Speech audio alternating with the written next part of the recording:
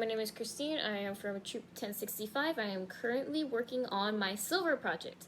And so on my YouTube channel, I also talk about mental stimulation, which is a big part in my silver project. But right now, I want to talk about the importance of spaying and neutering. And I know this has been talked about a lot, but it is a very important issue that is currently going on. So the key point of these slides is essentially to save your dog's or animals' lives by spaying and neutering them, because typically animals that are spayed and neutered have longer and healthier lives, and those that are not spayed and neutered will be more likely to be put down in local animal shelters. Let's talk about some positive reasons why your animal should be spayed and neutered.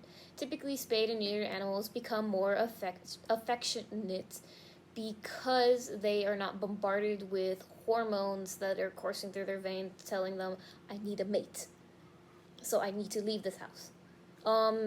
Spaying and neutering for females especially gets rid of their heat cycle, which is essentially the cycle on which a female animal can get pregnant.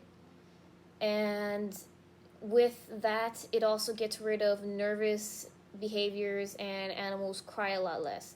And for males, it gets rid of spraying, which is where they mark your house with like a stream of pee essentially, and it smells really, really bad. So if you don't want to break your bank, I would suggest spaying and neutering your pet, because taking care of a litter for a full year is more expensive than just getting the procedure done in the first place. Spaying and neutering is one of the most common types of surgeries that a pet can get, and it is less painful than if your pet would have many litters of kittens, dogs, or whatever animal you have. Also, let me just give you the numbers on how much animals can be produced by a cat or a dog. So one female cat plus one male cat over 7 years equals to 420,000 cats. Just one over 7 years mating. For a dog, a female plus a male times 7 years equals 50,000 dogs. Now, there are definitely not enough homes for that number. Please spay and neuter your pets. It will help everyone. More positive reasons for spaying and neutering your pets is also because 70 to 88% of pets are spayed and neutered. So you should become part of that crowd, because many pets that are not spayed and neutered, if they are released, they will have kids outside of your house. And honestly, pets do get out sometimes, and they will have children.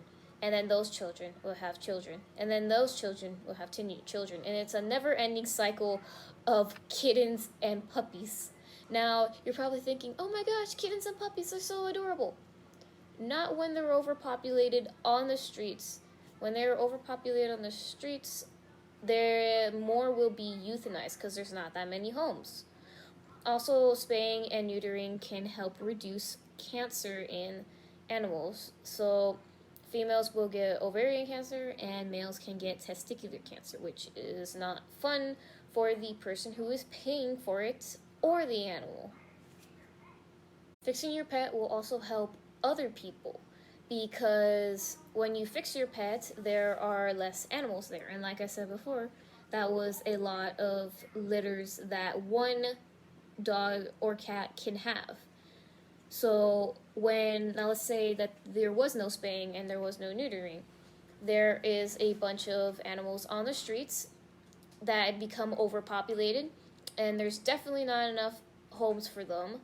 So then that means that there's not enough food for them.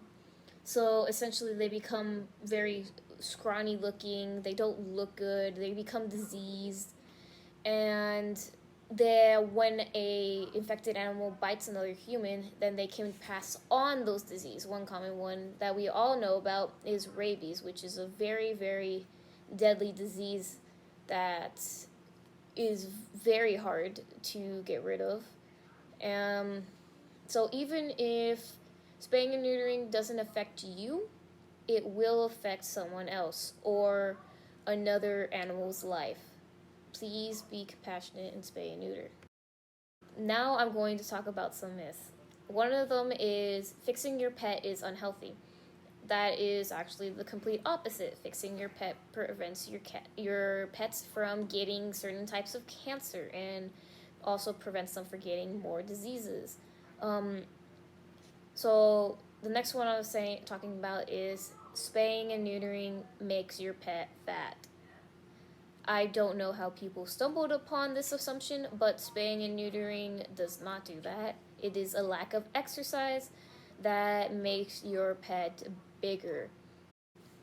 Another one is that it's painful to get the operation done.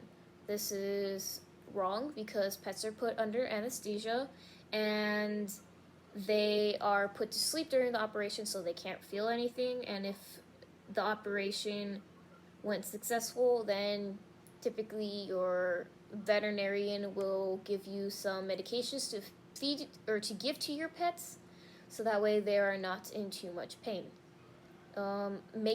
Fixing your pet makes them less of a man or a woman. Pets have no sexual identity, so this doesn't really apply to them. And fixing your pet will make them less likely to leave, because if you don't fix your pet, then they are more of a man and they will go out there and they will create more children and will leave you sad because your pet is no longer there because you decided not to fix them. I'm going to go over some of the brief benefits so that way you can remember and keep these in your head. So the benefit of spaying and neutering your pets are it reduces cancer, it protects them from infections, it reduces undesirable behaviors, it reduces aggression, and it lets your pets live longer. I mean, who doesn't want that? Some recommendations for your pets that are being spayed and neutered, for those of you responsible people out there. Your pets should be spayed and neutered typically around at least 6 months of age, and before the females, or for your male, it should be 6 months, and then before the female's first heat cycle, which is in between 4 to 6 months. After the operation, keep your pets indoors to prevent infection, and don't worry, it won't be that long. It's going to be better than not fixing them in the first place. Also, don't let them lick their wounds. Typically, vets will give them little cones to wear around their head so that way they don't lick anything or bite or tear off their incisions. And after the wounds heal, you can let your pets go outside and just play out again. Also, remember to listen to any of your vet's instructions, because this is probably not all the information that your vet, a trained professional, can give you. Last, the result of it won't happen. You'll have a kitten litter or a dog litter, and then they'll be all cute when they're babies, and then you'll possibly not want them anymore, or because you can't take care of them anymore, so some pounds won't take them, some areas also won't take them, so then some people will release them into the wild, and then they start overpopulating, and you didn't spend the money to get them fixed, so now they're starving on the streets. I would like to thank everyone who is watching me currently. Please spread this information to others, and also there is some more information on my YouTube channel if you would like to see a slide talk about mental stimulation. I also do videos on how to make dog toys. And thank you all for watching. I'll see you later.